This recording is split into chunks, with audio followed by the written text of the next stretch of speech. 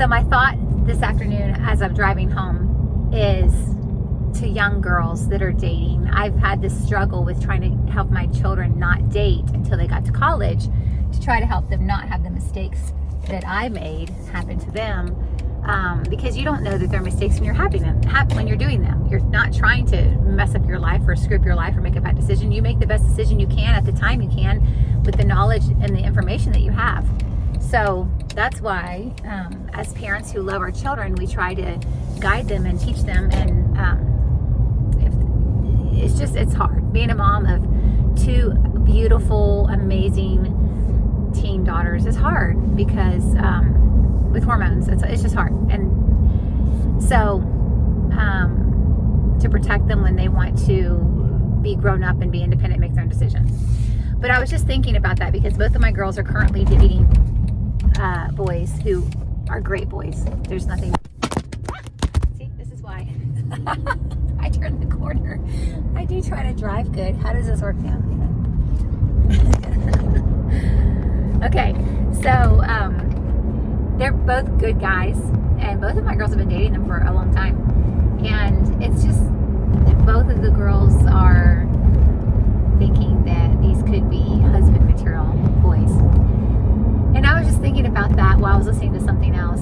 And I had the thought come to me that I wanted to tell girls, don't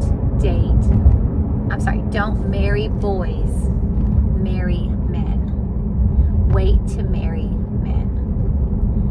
So you can date, I guess, because if it just happens, it happens. But don't marry boys, marry men. So what separates a boy from a man? So I think that's the question. And I don't know the answer 100%, but I would say, first and foremost, a man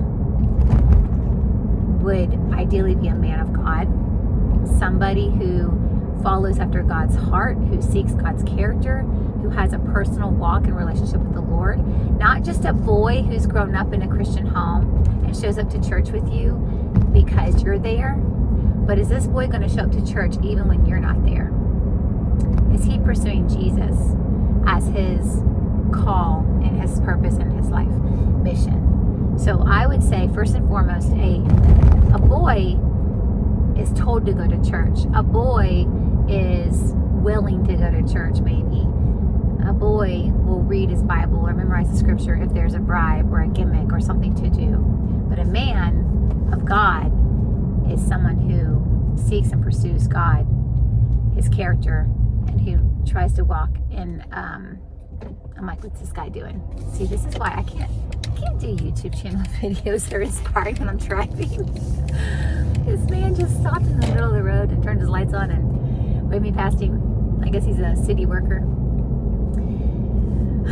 God bless us, we can get through this. Okay, so how about that's just where I stop?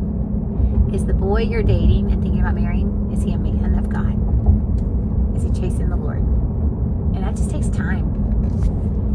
And if he's not, I'm not saying you have to break up, I'm not saying you can't marry him. You can, but just be forewarned that when the hormones settle down a little bit, and they will, once you get something that you've been desiring and wanting, it tends to wear off the newness and it kind of becomes the routine. You have to work to make it not the routine. But it's going to come to that anyway. Like the person you're going to be with, for you to have the best chance of a successful, fulfilling, abundant life, it's going to have to come to Jesus. That's the only way. He's the way, the truth, the life. And he is the only way. And he's the light in the dark world.